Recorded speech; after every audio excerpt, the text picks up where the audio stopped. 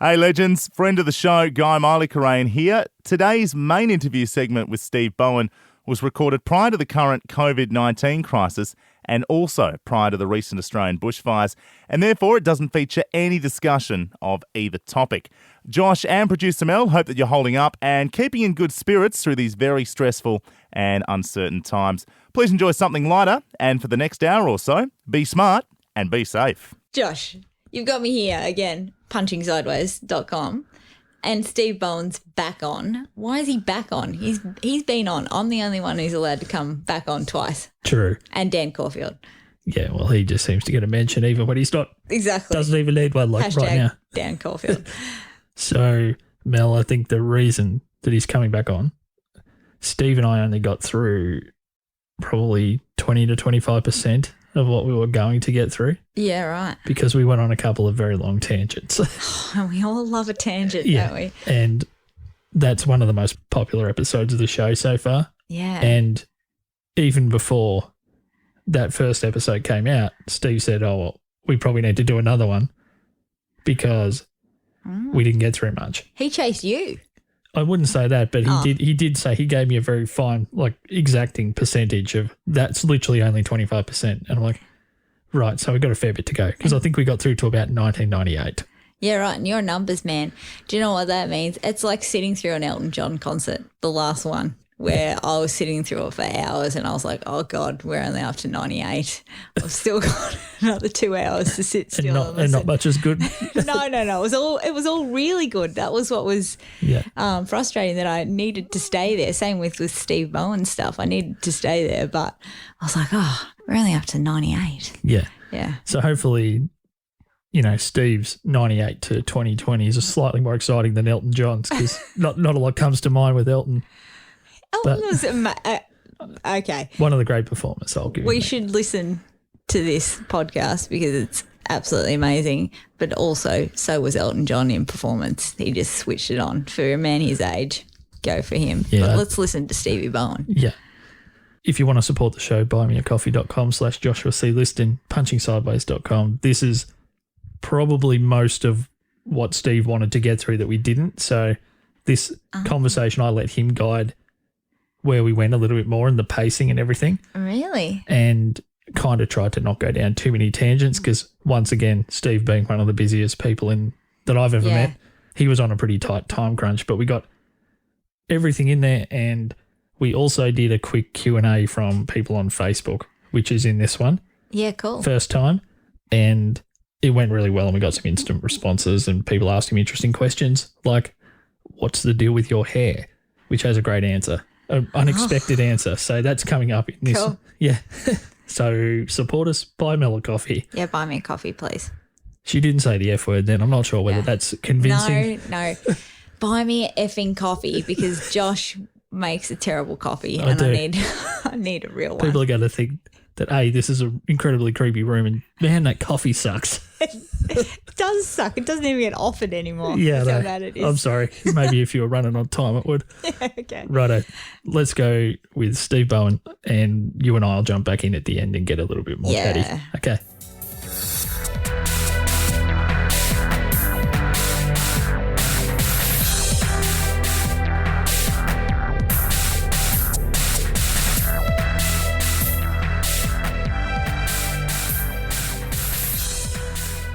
Steve Bowen, welcome back to the studio, mate. Thanks very much. Great to be back. Yeah, so we're here for part 2. Last time we spoke, I think we worked out it was about 25% of what we thought we'd get through. Yeah, so this is part 2 of, and we won't say of how many, so we can just, Yeah, we don't want to lock. You don't want to lock that down at this point, because hopefully there's a bit more to go.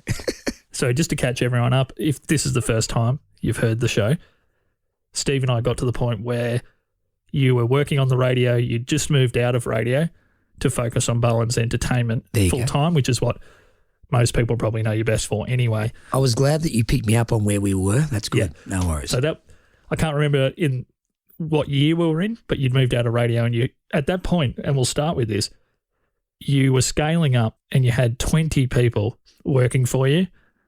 And I'm not sure when that happened, but correct. So let's just start with that. 20 people to go from just doing nights yourself and having a couple of guys to go on to 20. What was the plan there, the goal? I mean, that transitioned over a number of years. But so whilst I was on radio is when I actually built up that amount of team. So radio was in the mid or early to late 90s, and in that time is where I started to build the team, because whilst I was at radio, I needed other people to fulfill some of the work. So I had a guy by the name of Glenn Miller, or we called him Gadget, and he was my manager, and I had a secretary as well too, and Kelly Davis, who now looks after the Cinema Centre, looks after all their promotions and manages that down there.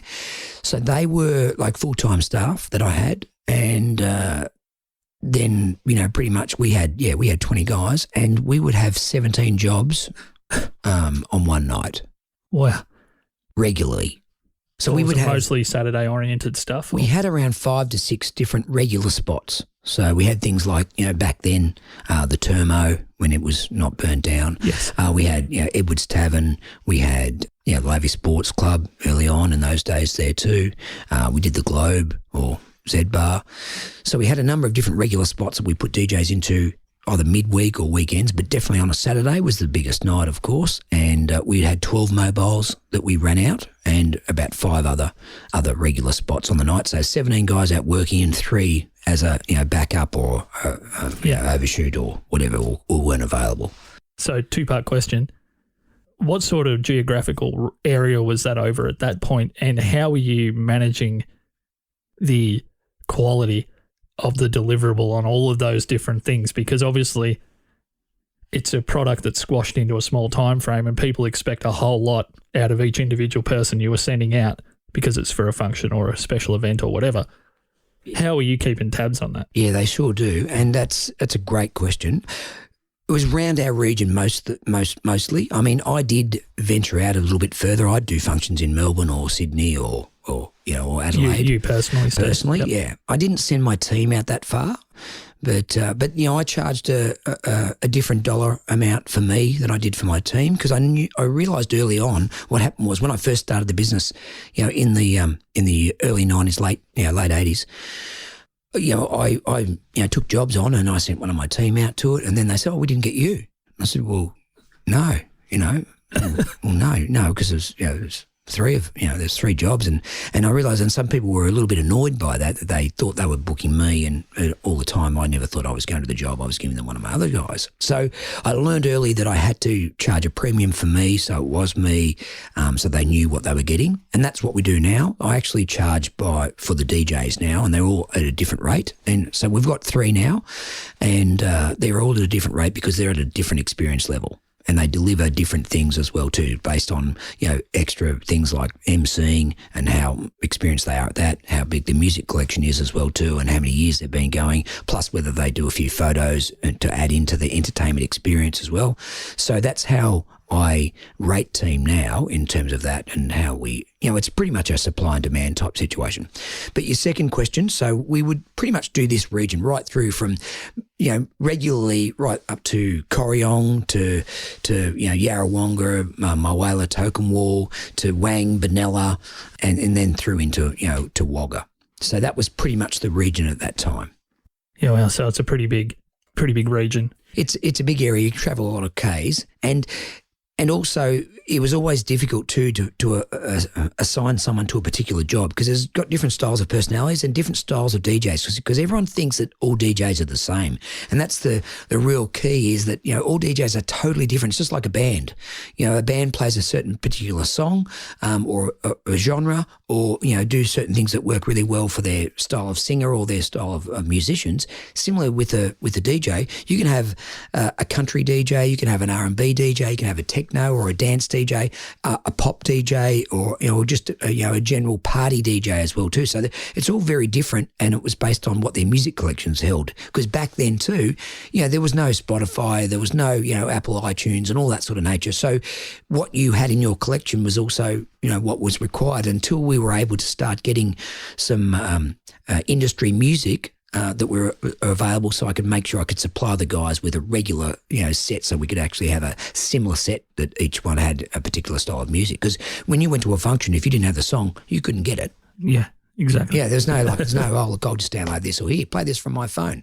Yeah, right. So to manage the quality was always challenging. It was always tough. We did a lot of training. We did a training session every week. So we had a training meeting every week. We had we would get people in, and I would get people in from outside the industry as well as within the industry. I got some contacts from Sydney and so forth. So I would get people in to train us and to do some training. We would do also internal training ourselves. We would make them.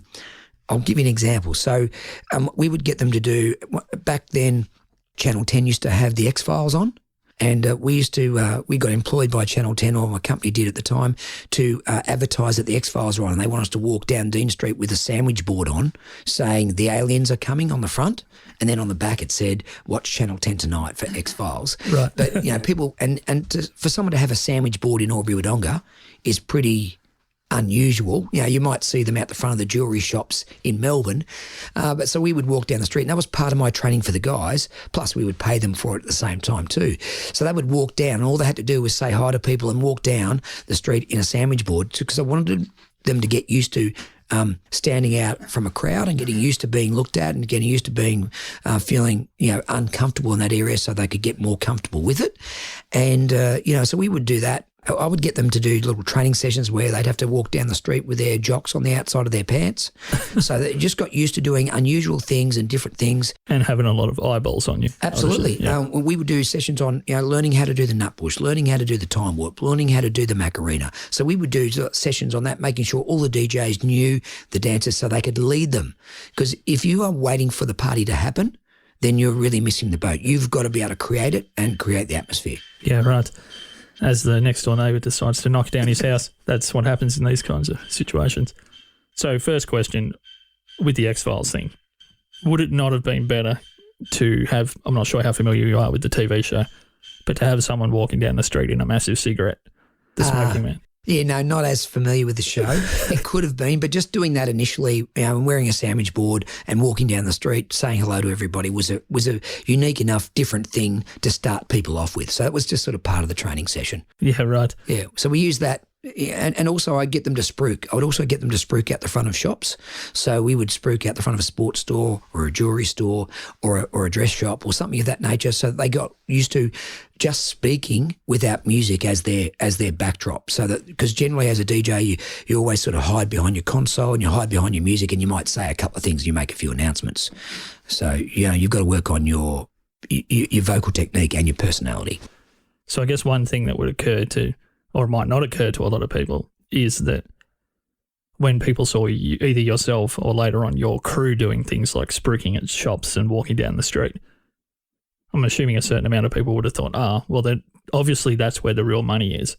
It's not from the DJing, it's from all this other stuff. But for you, it was actually on-the-job training that all fed back. Everything was feeding back. Absolutely. To those few hours a day that these guys were performing. Because basically you've only got a 4-hour window or a 6-hour window, depending on what the event is, to make it a great occasion. So if you're doing things that are okay, or that are all right, or playing songs that are okay, you're really missing the window to try and make it really a great celebration. Because generally, people only have one 21st, they only have one 30th, they have one 40th, 50th, they have one. And I used to say they have one wedding. Yes, we have done a few people's second weddings, but we never would have thought of that as repeat type business. But definitely, people are doing those things with the intent of doing it once. Yeah. And really, so, you've got one chance to make it right. So a lot of prep work went into that. And I realised that after having a lot of people in the team, that it was a really hard job to manage. It was really hard to manage so many different personalities and so many different styles of jobs and so many different styles of clients that want a particular, music or particular entertainment. And sometimes when it was, the last job, we would put a DJ on that probably wasn't the ideal DJ, maybe one that was already assigned to another job to do that one. And it took me a long time, or, a few years, to realise that, that's not a smart business, and it's time to say no to those jobs and pass them on to somebody else. Okay, so with those jobs where you felt maybe you didn't have the right, let's just use the word talent, if you didn't have the right talent to send out to do that job at its best, you actually started basically just saying no to that work. I've started doing that, absolutely. And what did that do for your brand and for the business? Obviously, it would have been easier. I mean, I'm assuming you would have had less negative complaints or Well, and look, it's always good to get negative feedback, because unless you get negative feedback, you don't change anything within your business structure. And so, as long as you don't, you take it as, and personally you feel bad and awful, but then when you actually really dig down into it, it's about whether you make the choice to make an adjustment to that, so that that doesn't happen again. And so really there's not a lot you can do about that job that didn't work as well. And you hear the complaint, you find out what the situation was and how you can then better do that next time. And so what I found was, see, what people don't realise is back then I employed people who had a music collection.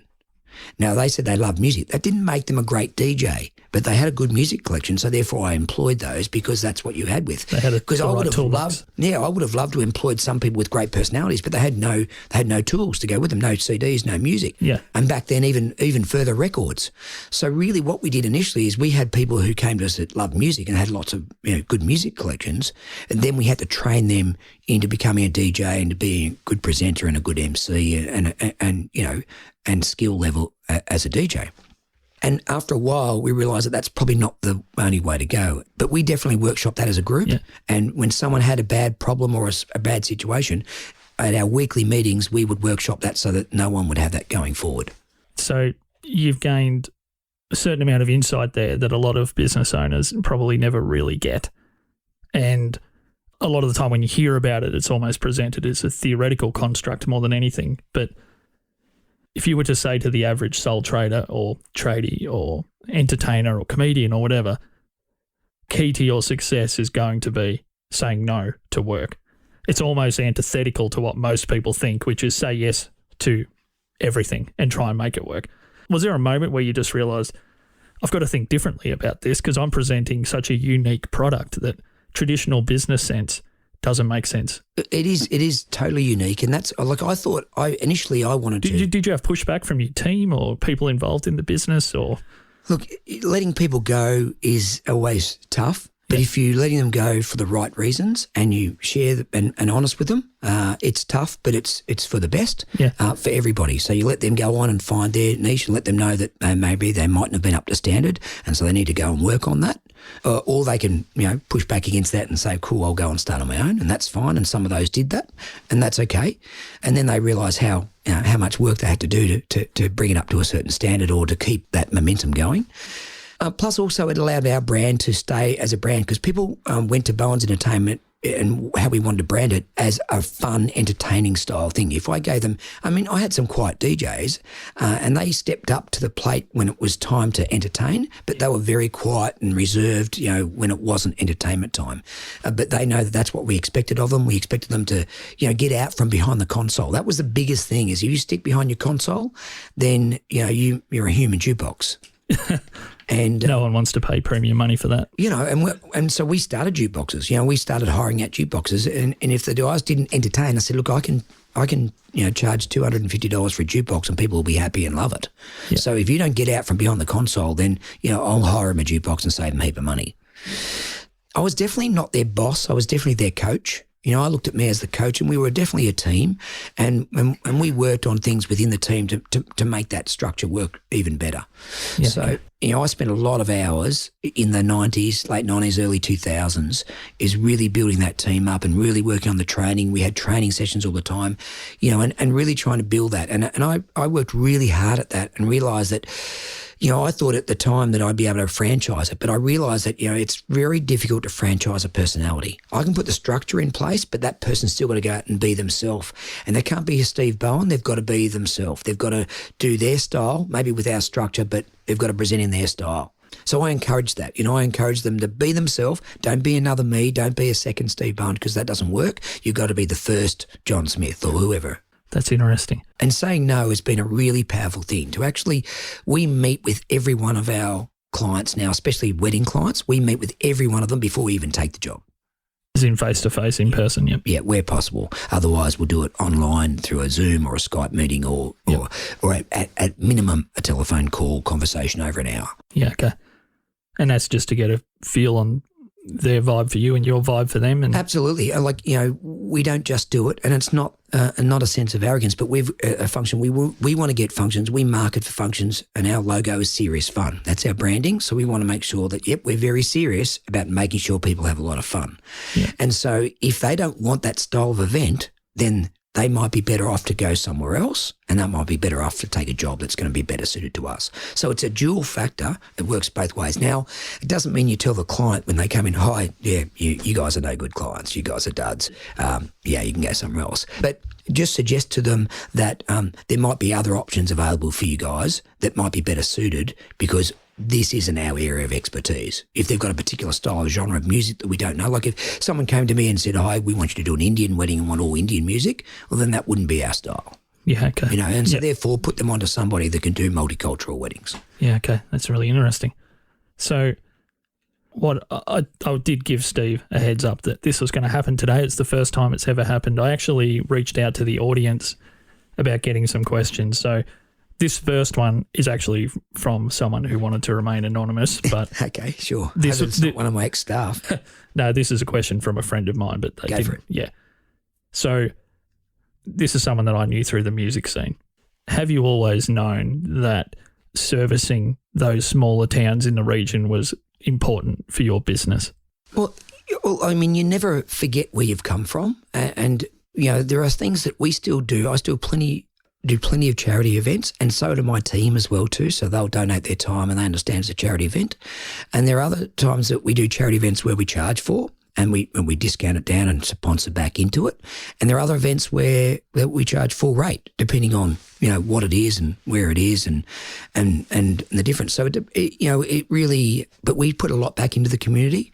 We put a lot back into the jobs that we're doing and other places. So we really enjoy that aspect of it. And I really believe in what you throw out is what you get back. And that's the boomerang theory. Yeah. And that's another reason why. So we've kept the branding very, very clean, very simple and very easy to understand. Serious fun is very simple to understand, and it makes sure that we've got a team now that can do a myriad of things. So they can do emceeing, they can do, like some of the team, I get them, they might do drawing, some of them might do tricks with napkins, some of them might do magic, so I want them to bring extra things into their show, for want of a better word, to add value and to add that entertainment factor.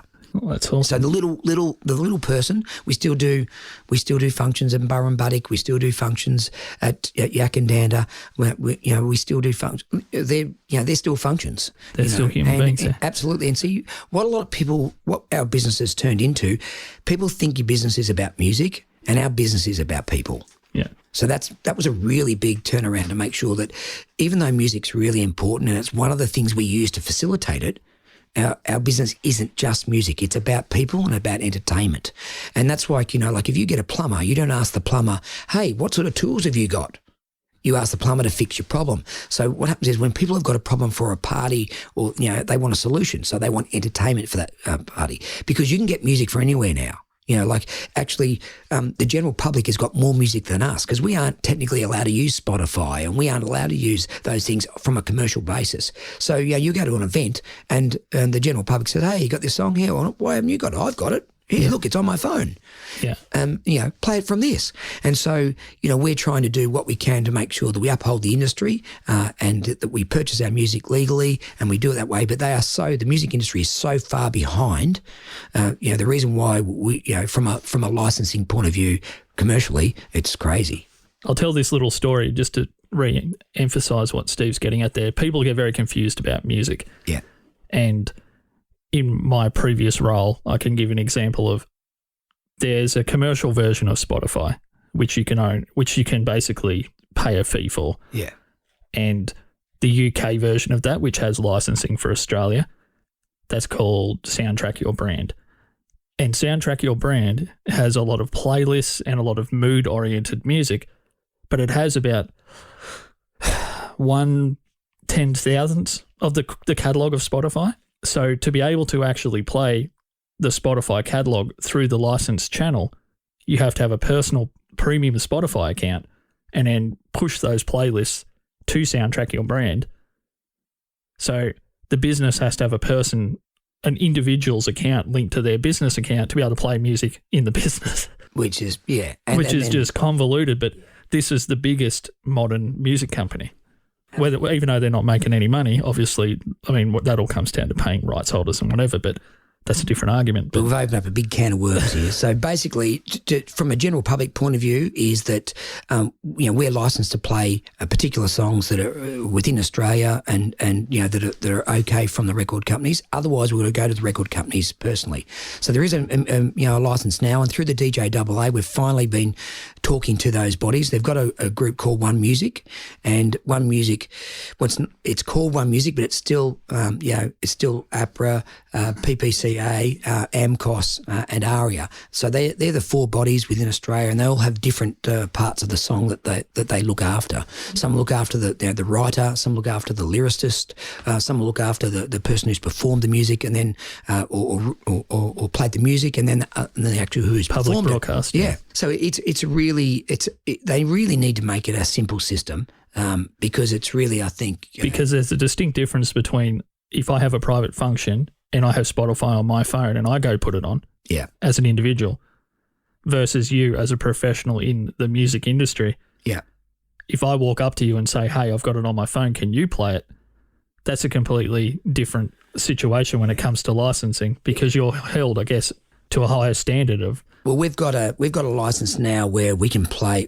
They've finally got a commercial license that we can play the music. We can play the music commercially, for want of a better word, but only based on not all those songs that are on Spotify, based on up to 20-odd thousand songs. Now, you would only use no more than 250 songs in a night. Really, in any sort of particular thing. And often they're a similar one as well too. But the stupid thing about that is, what's the definition of a private party and what's not? So anyway, the general public doesn't probably need to know that. But that's the reason why there's, but it's interesting because it's an extra complication. Well, people would never think that there's regulatory pressure and there is probably nothing really that I can think of in intellectual property that's more complicated than music licensing at this point in time. No, absolutely. And you have to deal with that. Yeah. Yeah. And we're involved with that. So the general public then doesn't realise that why Johnny up the road or Mary up the road, oh, look, she charges $500, well, why are you charging more than that? Well, we've got costs on there and, maybe they didn't even purchase their songs, and they're just doing it from a Spotify list. If you go to somewhere and you've got no internet, man, and so that's why we've made our business more than just music. Our business is about entertainment, and sometimes the entertainment we do has got no music. Yeah. And that's where I wanted to get to that stage where it's about us being a personality or, and by no means are we comedians and say jokes and things of that nature, but that might be some of the ammunition that some of my team have to add flavour to a particular event. Yeah. As a former musician and songwriter and someone who still plays guitar regularly, to use the word commodity and to say that about music almost breaks my heart. Yeah. But on the availability side and the distribution side, music has been commoditized. Yeah. Like it is super available to anyone that has even the slowest of data connections on their phone or their device. So it's really about filling up the night with the things that aren't commodities. And that's the thing, and it's not just about music, it's about how you put it together, how you plan your sets, how one song works after another, reading the crowd, whether that's going well, do we change it to a particular style, do we go from R&B to rock, do we go from rock to pop, do we go into dance, how long do we leave that go for? That's the big key, because people can put people say, oh Steve, can you give me a playlist for an event I've got coming up? Well, you've got to do those things live. If you don't do those things live, you've got to read the room. If you put a playlist on and you've got 4 R&B songs on there and the first one hasn't worked, those next 3 are going to be horrible. Yeah. Not going to work. So therefore you've got to mix that up and change that around. So they're the sort of things that people are paying for someone to use their intellectual intelligence to run that show and to be able to create and adjust and flavour it as it's happening. I know for me back in the day, we used to put together what we thought were awesome cover band set lists when I was playing in a cover band while I was at the end of university in the first maybe year or two out of uni. And we always had 1 or 2 songs that were like for us in each set. And then sometimes you would play one of those more rock, heavier oriented songs and the room would just go up a level. Yeah. And that was a good cue to us to stick them all together. Yeah. Because we were reading the room. Yeah. We're probably not going to be able to at 1 o'clock in the morning bust out Rage Against the Machine. Yeah. But at 10 p.m. when people have kind of been half asleep and then suddenly we're playing Bulls on Parade, Yeah. we know that this is probably a good time to put a lot of those songs together. And then you can lift it up. Then you can lift your room up as well too, see where that's happening, and then change your playlist around live. You go, well, we had those three, but this is going well. Let's do this one, you know, and to be able to adjust that. And I guess does that go back to how you were saying that you had people that didn't just have collections but were also maybe had more expertise on DJing certain events? Yeah, that's right. Building those playlists. Yeah, so there are some, you know, some of my team were great for kids. Great at youth events and school events, but yet they probably weren't as happy and comfortable to do a wedding or a corporate event, you know. And so therefore, you're more flexible guys and team members who were able to do lots of different various things were probably better for those who were more. Because a corporate event is probably one of the hardest things to do because everyone works there. Like say a work Christmas party, everyone works there and they want to go for the free drinks and the end of year party, but doesn't mean they all like each other. And so therefore, the synergy or the room, the atmosphere within the room is very different at a work Christmas party from a big organisation than it is at someone's wedding because everyone's there to, you know, or that someone's there for a special occasion. So someone's there for the 21st or someone, because they're all connected in some way. The only way these guys are connected is if they work for the same employer, but they mightn't actually even work with each other or even know each other for that matter. Yeah. So therefore, to get people to interact, play some games, do some activities, and do some things that allow them to interact is also another form of the entertainment. There's more heavy lifting maybe in that. Yeah. Just to get people together. And it takes years and years. Like, you know, I used to train DJs and we would have someone on for 2 years and you think, cool, they're really experienced. That's when they really started to learn. So you had to have a DJ, and to have a DJ last 2 years, I worked out the other day I'd had more than just under 80 DJs over the time that I've been going for 30 years in the business. I've been DJing for 35. And even now I probably wouldn't call it DJing. I'm probably more entertaining, but by no means am I a singer. And I know that I'm a very bad singer. So therefore I do everything else I can to make it fun, to make it enjoyable, and to make it, you know, entertaining. I would love to be a singer, but my range is not there, and I don't have the patience to, you know, go to a singing coach and practice and learn and learn and learn. Yeah, well, I've lost all singing ability that I used to have. I used to sing in choir at school, and then I basically just let it go to mush. So we did say earlier in the episode that we were going to throw some questions to you from the audience, Steve. So while I dig into my phone, because it's probably been churning away there a little bit, I wanted to ask you maybe one quick question. I had it mentioned to me recently when I did a comedy set that venues and entertainment establishments are looking for a way to come up with different forms of entertainment because people aren't going out so much with the intention of, quote unquote, this is not my language, but it was what was used, pick up. Yep. So with all of the dating apps and the availability people have to each other to not have to go out to meet strangers or, you know, loose acquaintances in public, has that impacted the DJ world to you? That's a great question. And I probably saw that happening those, 10 odd years ago and even earlier. And that's why we moved away from that regular venue, the pub, the nightclub type scene, so that realising that it's really about the private events for us, because we got a better feedback from that as well too. We're able to charge a better rate for that as well too. But it also meant you had to do a lot of homework and you only got one chance to make it work. So there's definitely an element of risk involved, but the more preparation you can do before the event, the less risk there is for something to go wrong. And things like we've got extra speakers on hold, on ready to go. We've got extra staff ready to go on hold if someone is sick or not well. We've got extra computers where we've got our music systems on as well too. So we have a number of backup systems in place with jukeboxes. I've got 5 jukeboxes and I never book 5 out anymore. I would have back in 20 years ago, but now I book out 4. Redundancy. Always got that contingency plan to look after someone if their party's gone, because you've got one chance at that party. If the music dies or the speakers die or the DJ dies, we've got to have something in place. Yeah. So excellent. Let's hope that hasn't happened yet. Fingers crossed. Yeah. Yeah. So maybe just one last thing before we get into the audience questions. Obviously, the dating apps weren't such a big thing there. What was it about the future of venues that would normally have a paid DJ. What was it that clued you into the fact that maybe that industry may see somewhat of a decline over time? Because it obviously wasn't Tinder at the time. Well, a bit like what you said is that other people wanted to approach the venue and offer their services because people wanted to be a DJ or be in the limelight, and maybe not necessarily be a DJ, but be in that area where they could pick up or they could look like they're a rock star, for want of a better word. Yep. And so everyone wants to be some form of superstar with whatever they're doing, and so therefore to offer their service for less so they can get an in. A lot of venue managers would say, "Oh, okay, that's cool." They didn't understand the value necessarily, not all of them, the value of good entertainment and someone regular, someone with experience as well too. And so therefore we found that, and on those nights as well, if you go to a pub, not everybody is there to celebrate something good. Yeah. And so therefore your crowd reaction and, with trouble, with too much drinking and all that sort of nature can really be an uncomfortable night for you as the entertainer or as the DJ. And I didn't want to put my team into those positions as much as it was happening all the time. Yeah. And not that it was big in the way of violence, but there is definitely an element of that, about making sure you've got a safe working environment for your team as well too. Little things like what we do now, even when they've got to go more than 100 kilometres, we get accommodation for our events.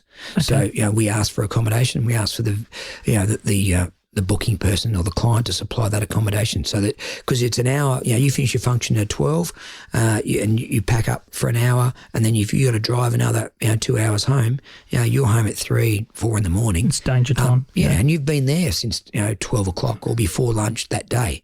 Yeah. So it's it can be a really long working day. So making sure that we had good functions where people were going to celebrate good events is the reason, and one of the other reasons why we got away from the pub and the nightclub type event. Plus also because of the fact that not every nightclub or pub owner saw the value of entertainment. See, what happens is entertainment isn't really there to make you more money. It's there to keep people longer in those style of venues so that they can buy more drinks and eat food. Yeah. That's where the venues generally make their money from through the drinks and through the food, because it's not always easy. Because, like if you charged on the door to pay for the band or pay for the DJ, people were reluctant to do that. But also it's very rare that you would get enough off the door to pay for your entertainment, and then you make even more money on the drinks. So, it's the same as RSL clubs. People go in and spend the money on gambling, so that's why they can subsidise food and other different events, because they're not making the money directly from that. And so entertainment isn't designed, people say, "Oh, Steve, we're going to do a fundraiser. We want to do a disco at our event." Well, they're not great fundraisers. They're great social events, and they're great to get people out and mix and mingle and have a good time, but they don't always make lots of money from those things. When you have one of those events and you do an auction, or you've got other things to raffle off, and you've got other things for people to purchase, that's how you really generate your dollars from those sort of events. So that's where, moving away from the nightclub, the pubs and the RSL clubs type thing was a decision, because we didn't want to be at venues that people weren't there to celebrate good things all the time.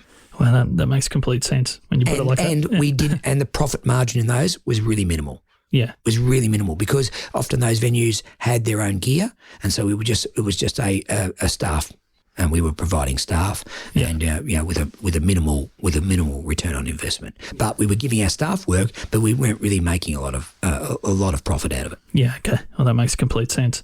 So are you ready for some rapid fire questions here, Go. Steve? I'm assuming they're going to be rapid fire. If not, we might treat them as such. So people who know me know that I'm a basically dyed-in-the-wool Bandits obsessive. Yep. Basketball nut.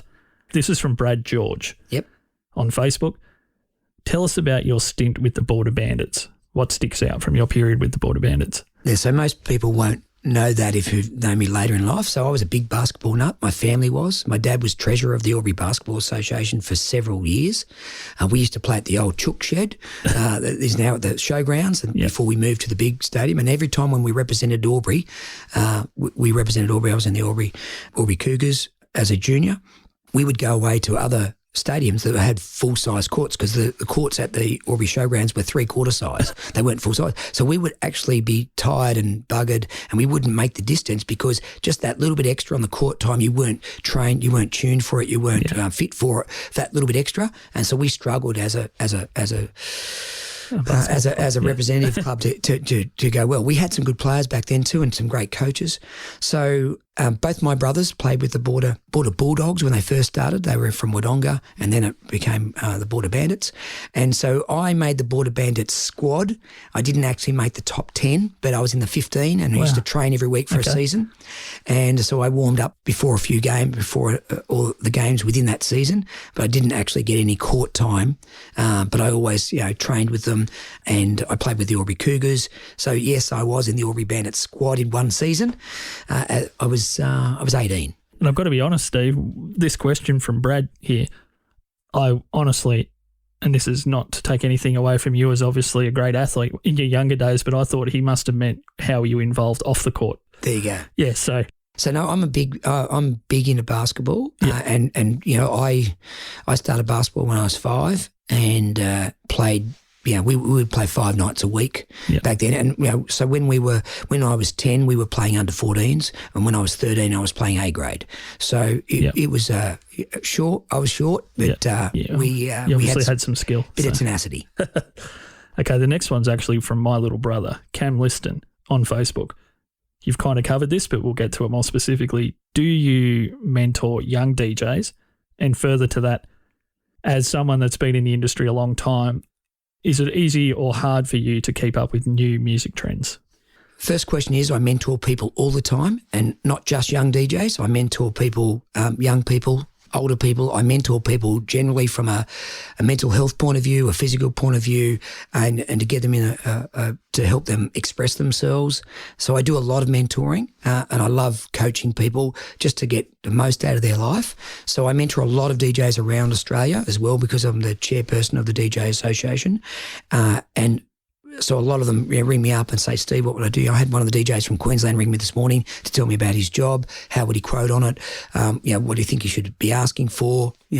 And so, I don't tell people what to charge, but I definitely help them with great ways to find out what they're comfortable with. Yeah, okay. So I mentor a lot of young DJs, whether they work for me or work for other places. Happy to, and even if they've got their own business, I still support them as much as I can. Second part of that question it was just how hard or not hard is it for you as someone who's been in the industry a long time to keep up with new music trends? And I guess further to that, I'll expand my brother's question here. Is it even important? Great question. Look, it's not hard. It's definitely more difficult if they're not songs you listen to all the time. So I listen to a number of different radio stations just to get a feel for what's happening. And so I chop and change to all the stations from a music point of view. Yeah. I get an industry CD sent to me every month. So we get new music every month. So it's really easy to sit down, listen to that. I have a listen to that before I put it into our jukeboxes. And I assign it a genre, so it goes into the jukebox as well too. So I'm hearing it all the time. And plus also I still do a lot of youth events. So I still do a myriad of events. So that really keeps me in touch with what's happening and what's going on. So it's not difficult, but it's not as important because people will ask you for what they want nowadays. It's very much like they'll say, hey, you've got this song. And if I say, yeah, I've got it, or I'll look it up and I go, yeah, cool, I've got it. Whereas once upon a time, I had to know where it was. I have to buy it on record or I have to buy it on CD. That's track 6 on this disc, and I keep that disc under the letter A or something. Correct. Well, I used to keep my discs and my records or vinyl in genre. So it was never alphabetical, never alphabetized. It was kept in genre. So rock and roll, pop, top 40, rock, R&B and so forth. Okay. So I know that we're on a somewhat of a timeline here, Steve, so I'll just throw these next few at you, if that's okay. I guess as the boss, you get to decide what your own timeline, but this is from Travis S. on Facebook. Why rally? So as in driving rally, I would assume that means. And why did you choose the Evo as your track car? Great question. So I started driving. What happens is September 11 happened. I'm not sure whether we did this in part 1, but September 11 happened. Don't think so. For me. No. And I was pretty much, and I'll admit I was a workaholic. Okay, so I was a workaholic. I would work 20-hour days. It was, I thought that this was the way to to the new life, for want of a better word. September 11 happened, and I went, wow, this is crazy. This world, I thought World War III was going to start and we could pretty much all be gone. And it felt that way at the time. Yeah. And so I realised I was probably working more than I needed to. I needed to spend a bit more time with the family as well too, and to do some fun things for me. Now, don't get me wrong, I love my work and I'm really passionate about it. But I also need to do some things that are a bit different and a bit removed. So cars back then were very much a necessity to go from A to B. I loved driving. I thought it was great. I used to drive to lots of events. That's why I would take a job in Mount Gambier and then drive back again. Just for the drive? Well, yeah, because I loved it. Driving in maybe a Ford Econovan, it wasn't probably the greatest experience in the world, but I still enjoyed it and loved it. Yeah. And so I bought a classic car after September 11, and I bought an old MG. And I had that, and it was cool. And I started driving around. I thought, love that. This is really cool. And I drove it, and someone said, you can drive them around Winton if you like. You can take your own car. I thought, cool. So I went to the fun day and the drive day and took my MG and drove around Winton, because you think you drive fast on the roads and you're really not, right? Yeah, like you think you might go quick around a corner and do a little slide here and a little slide there, and you think, I'm really cool, I'm really going fast, until you actually get onto the track and realise that you don't have to look over your shoulder whether someone's watching you, whether there's police there or doing the wrong thing. And it's definitely made me a much better driver as a daily driver on the road, because I know that I can go to a track and really, give it a squirt and really have a go at it. And so I drove the MG around Winton, and I absolutely loved it. I thought, this is amazing. I loved it. And I thought, well, I better not wreck the MG, because it was a classic car and it was really well presented.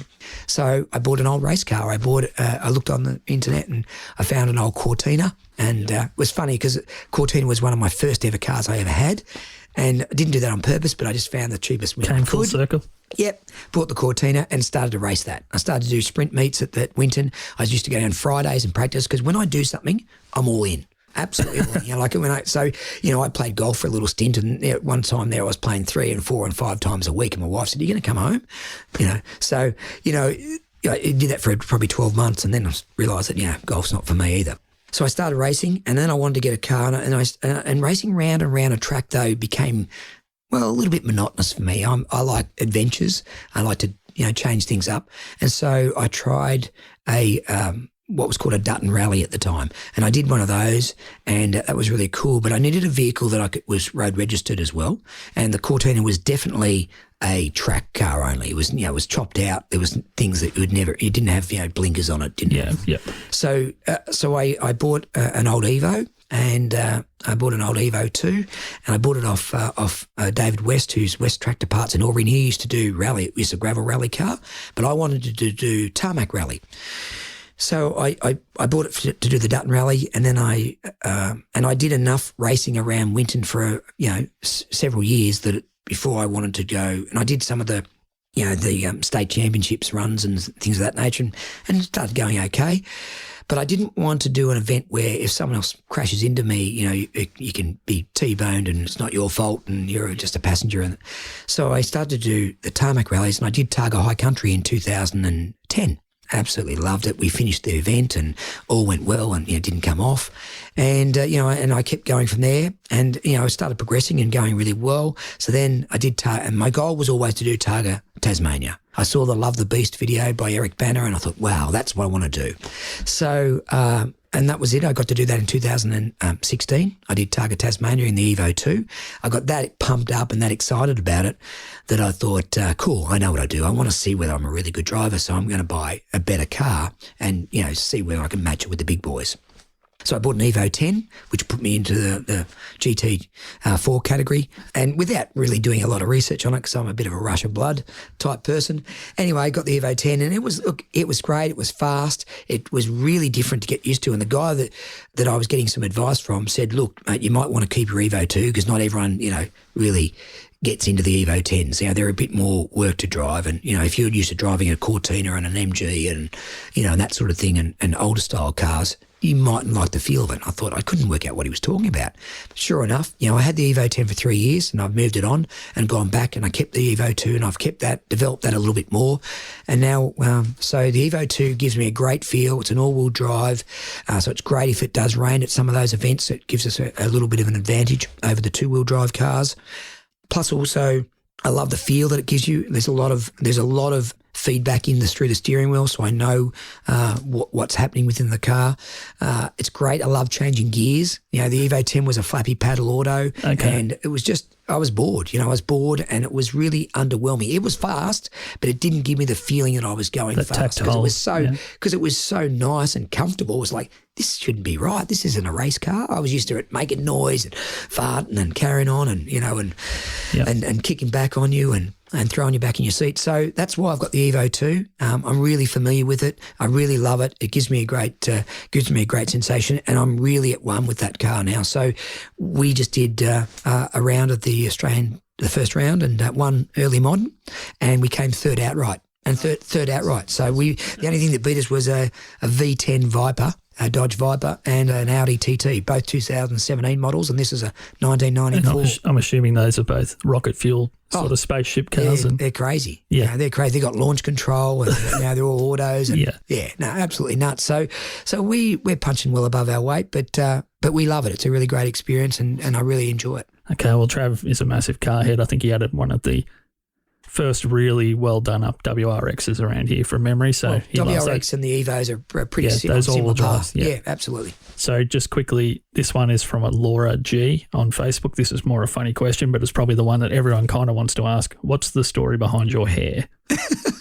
Okay, great story. I did mention it not long ago. I was on radio doing an interview, and they were interviewing me about different things. So my hair is part of my branding, but a lot of people don't realise. So the reason why I've actually got long hair and why I've kept it long, and look, one day I'll cut it, I'm sure. When I was 27, my mum died, and my mum had curly hair, and I had mine. I didn't have it long, but it was buffy, type thing, and I used to comb it, and it was always wavy. And so basically, as a tribute to my mum, I've grown my hair ever since my mum died. Okay. So it's a tribute to my mum. So, not everyone knows that publicly, and that's okay, but that's pretty much what it is. So my mum had curly hair, and she would have kicked my ass if I had long hair, but going through that stage, but after having it, she'd go, oh, isn't that beautiful? Yeah, okay. So there you go. So it's a tribute to my mum. That's awesome, mate. Yeah. And just one last one. This is from Zoe S on Facebook. I might send you the full text of her comment because it's quite big. She also said at the end you should write a book. So that's something you might have to talk to Zoe about. That's in the process. She's one of the, she's a bit of an editing wizard. I'll never write a book because I won't do pen to paper because that's really tough for me. But I'll definitely narrate a book. I think that Zoe could help you with that. Okay, great. Zoe, give me a call. She's very intelligent. I've actually got the book title. I've got the book chapters. Yep. I just need to put the content in there. Very good. Cool. Okay, I've given you both a job there. Great. So this is Zoe's question to finish up for today. How do you marry up the seriousness of the professional side of what you do while still maintaining and emphasising the creative side of your work? It's something that as businesses get bigger, if they're built around a creative personality, I guess they don't always get to maintain that the way you have. And that's probably why I've gone full circle. Like now, from going from 20 staff to back to 3, I was probably losing a bit of my creativity. I became the manager of people rather than doing what I started the business out as, is to entertain and use that as a craft. And I became more focused as the coach for all my team. And then, my jobs were starting to, I find that I wasn't, giving my all or getting the satisfaction out of the jobs I wanted to. So that's what I've done. I've scaled it back and really so I can be more creative, and plus so I can have a bit more time to myself as well too. And it's an interesting thing because a lot of people look at me as maybe being funny or something of that nature, but I don't tell jokes. So I'm not a joke teller. I'm not, I don't get up there and just do stand-up. Is a really tough gig, and I know that you do that. And my hat's off to you and anyone else who does that. I'm a situational joker or a situational gagger, for want of a better word, and I'm sure I'm a bit of a dag, and I like to have fun. So yes, I'm funny, but I don't tell jokes. And that's what people say, oh, you're going to tell a few jokes here? No. I'm not going to tell jokes, but I'll make something and I'll turn it into fun. So it's a very situational thing that I've learned to trust that is okay for me to do. And as long as there's definitely a line where you don't want to cross, and it doesn't mean you do it at every function.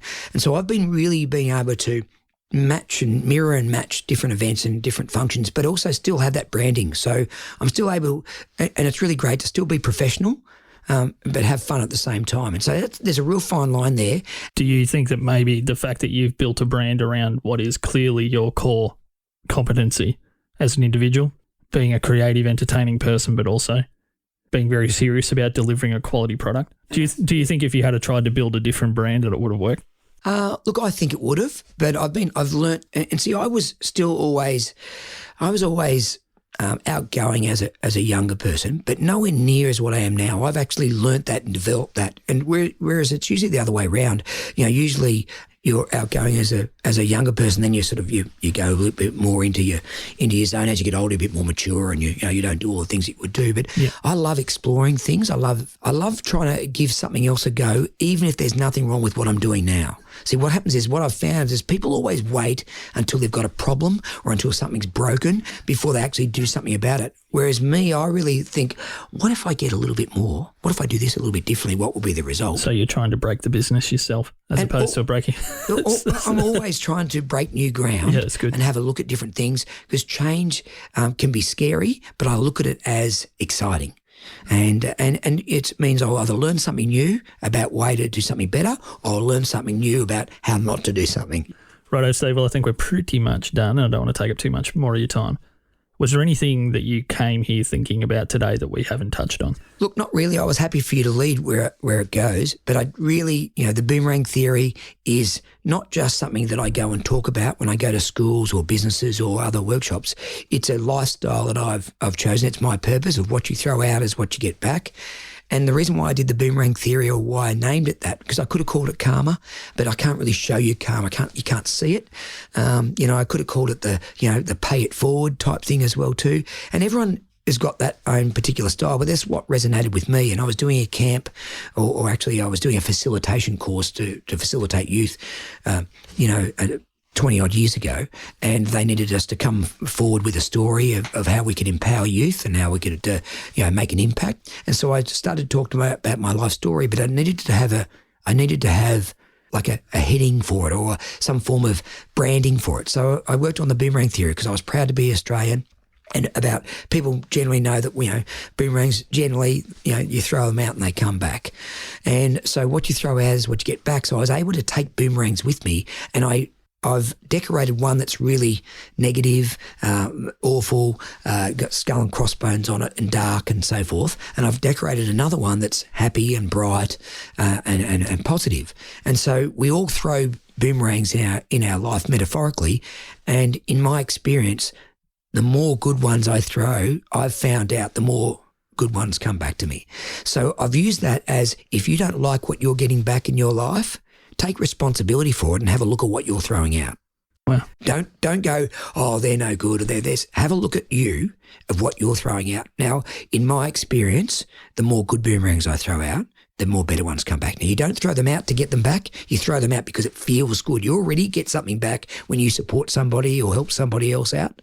So that's always a great feeling. Then when someone tells you how great it was, or how you empowered them or inspired them, wow, that's a big bonus. So have a look at what you throw out, because if you don't like what you're getting back, maybe adjust what you're throwing out to the world, to people, and to the general public. Right, excellent, mate. So bowensentertainment.com.au for your professional stuff. Yes. I've just done the boomerangtheory.com.au as well. Oh, you do? Okay, excellent. I haven't built a website yet, but I've just bought the domain name so we could start doing some things with that. Okay, because so the book will be called The Boomerang Theory. And if people wanted to follow along with where you're providing some of this day-to-day positivity, I mean, I'm not the world's most positive person, but and people who know me well will know that I'm not really a massive self-development guy, but I find myself watching. I think you're much more self-developed than you realise. When you have context on a real human being, not some wealthy person that's standing in front of a stadium, but when you can see it actually a real person in real life that's living out that stuff, it makes a lot more impact to me. Day 149 of my morning. walks, so I'm on day 149, and with each walk I try and talk about something positive or an action you can take place or to take on board, so it can hopefully help you within your life, and really the profound effect of actually the mental health of what's been doing, of what I thought was just going to get fit. the mental health aspect of it has been sensational. It's been really great, not only from me, feeling fitter and walking, but also the feedback I've got from people as well too. It's been amazing. Yep. And look, really, you think, I don't need to do this. I'll probably stop it. No one's really looking at it. No one cares. But you'd be amazed at how many people see it and talk to me about it that don't like the page or, don't like the post or don't comment on it. But there are, it gets out there. And so really everybody can make a difference in this world. And so it's about just doing one little thing to make a difference to one person is all that's required. It's not about doing on a multiple scale. And you're currently doing the 365 walks on Facebook. Correct, yeah. So the goal is to walk every day for 365 days. Excellent, mate. Well, you did it through winter, so now you're coming into a slightly nicer period of the year. And that's what I did. I thought I'll start it during when it's the hardest time. Because if you can get through the hardest time, summer should be easy. Excellent. Very good, mate. That's good life advice. Okay, well, thank you, Steve. It's been a pleasure. And thanks so much for coming back and giving us even more of your time. No, thanks, Josh. And if people didn't see that was a left-handed handshake I just gave to you. Yeah, that's probably why I sounded like I was going like this. And the reason for that is because God created a few miracles and then he created right-handers. Thanks, mate. Yeah, okay. Bye-bye.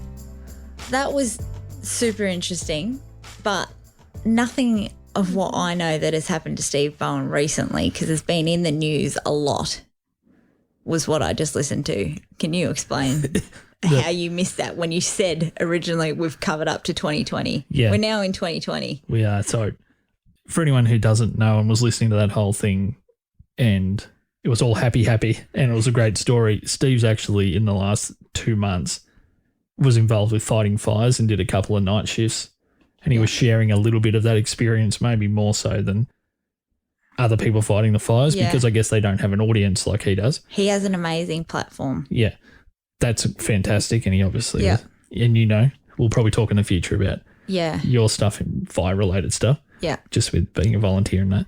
But I guess the thing that most people may know that never came up in the intro I probably should have mentioned is Steve recently was involved in a car accident when he was driving his rally car. He's back walking now, but he got back on his feet relatively quickly, but he did have a lower back injury. And hectic. I'm not sure where he manifested all of that positive energy from to be back in the public eye just a couple of days later. Do you know what? I think he's now that much of a figure that it'd be very hard to step away from it. Yeah, I feel like I wouldn't know because no one cares that much about what I have to say, but I feel like there'd be that many people almost on his back that it'd be easier to step in than it would be to step away. Like he's got a lot of stuff going on. He's got a lot of projects, and if he steps away from that, he is the face. Yeah. So without the face there's the face and the hair. Without the face and the hair there, then there's a lot less to sort of sell, I suppose. So there's correct. A pressure point there. And I guess you're right. It's not just his own business. He's involved with emceeing local events for kids and all this different stuff that he's the face of. Yeah. So it still doesn't negate how much hurting your back could put your life on the rails. No, I'm not saying. I hurt my leg and you saw how much I was sucking end of last year. Geez, I heard all about it. Oh, I know. So, I mean, really, I've got nothing to complain about. Yeah. But, credit to him. That's a big step up, wink, to be able to just roll out of that and just motor on. Do you mind if I share, because since this is Josh and Mel time at the end of these episodes, do you mind if I share why the content was recorded months ago but it didn't come out? Yes. Essentially. Well, I don't have a choice, so just do it. You're editing. Well, you can say no. Yeah, no, I feel like you're going with it anyway, so just come. When the fires started. Yeah. This is beyond just Steve. Okay. That was one of the few interviews I already had recorded. Yep. And my dad was involved in the fires being up in Corryong. Yeah. And I was stressing from New Year's Eve to when stuff started to calm down. Yeah, it was full on. And there's a lot of people in this audience that probably had affected family, including yourself. Yep. I didn't feel comfortable putting content out in the world that was about me and us and drawing attention away to a creative thing when there was so many people in the world that were going through all of this stuff. Yeah. And that's obviously not an option if you're making a TV show or doing daily radio or, Yep. you know, you're someone on the news or whatever. But for me, it was a choice that I made that I didn't really want to be stealing attention away from anyone that was trying to raise money or using social media to keep up with news alerts or any of that stuff. Yeah. And Yeah, we didn't want to be asking for coffees when we didn't want to be getting No. people to buy us coffees. No, the coffees, you can spend the money on other things around that time. Yeah, for sure. It just felt so unimportant compared to what people were going through. Yeah. And then that kind of went straight into Steve hurting himself in the car accident. Yeah. So, and then I'm like, well, I really feel weird about putting it out now because there's a lot of local pressure on him to talk about that, the accident, his recovery. Yeah. It'd be weird for me to just, hey, this happened 3 months ago with the guy. Yeah. So it's really probably something that was already a month overdue. Yeah. Has become the better part of 2 months overdue. Yeah. Yeah. Okay. So I'm really happy to get it out because that first chapter of the show, this is pre-Mel, pre-producer Mel basically. Yeah. It was the biggest episode and the biggest guest and someone that I had a connection to right back into my childhood as an entertainer that I looked at and thought, that guy's legitimately entertaining and he's from around here. If you're a local within Albury-Wodonga, you would have known or heard of Steve Bowen. Yeah. Like, there's just no way you could have. Yeah. You would have had to have been living in a hole or under a rock somewhere to not know who he was. You might not know what he does, but you would know. Yeah. And it never felt like the mayor or a local politician or someone that was just forced into your life. Yeah. It was always, he, in my mind, was always attached to something enjoyable and positive. Do you know what I like about him? Again, that goes back to it's not about, he never makes it about him. It's about making other people happy, which is it's a great skill and a tribute to have. And it's not necessarily, it's natural, I think, for him. And he's just put that on supercharge. It's not necessarily something that is relevant to or able to be executed by everyone. And he's just... Not in a legitimate way. He puts you into a happy space. There are a lot of creative people in the world that use they're killing you with kindness almost as leverage. Yeah, yeah. Whereas he doesn't have that bone in his body, I don't think. So. No. It's just... It radiates out of his corkscrew hair. It does. So I guess just to wind that up, it was kind of the end of a phase of the show and the start of a new phase now coalescing into one point in time. And it felt good to actually be recording this and for that'll be out. Yeah. And ideally people will be hearing this before the end of March. Well, that is ideal. Yeah. That would be good. So we can move forward now and that kind of having a part one out and then actually saying we're going to do a part two but then it not coming for a while. It makes you accountable too. Yeah. You won't be able to do that in the future now that hashtag producer Mel's on board. I will not be letting that fly. That's good. That's what you're here for. I would hope so. So on that note, hashtag producer Mel to ask a question, tag us on social media or just tell us what you think. buymeacoffee.com/Joshua C. Liston to support the show financially. Just a one-off coffee, $3. Yeah. Even $1 makes a difference, but I think the minimum is $3, so that's a coffee. The $1 doesn't get me much coffee. But an you know instant what? coffee. I'll take anything. I'm up for anything that comes at me. Righto. Yeah. Very good. Okay. And punchingsideways.com to press play. And it's still the easiest way to show someone the show if they don't know what a podcast is. Just say, listen, open your ears, sit down, you're in for a treat. Exactly. A coffee-flavoured treat. That's the one. Okay, see ya. This episode was edited by Dead Set Podcasting. If you want your podcast to sound this good, check out deadsetpodcasting.com/services. Get the sound you're chasing.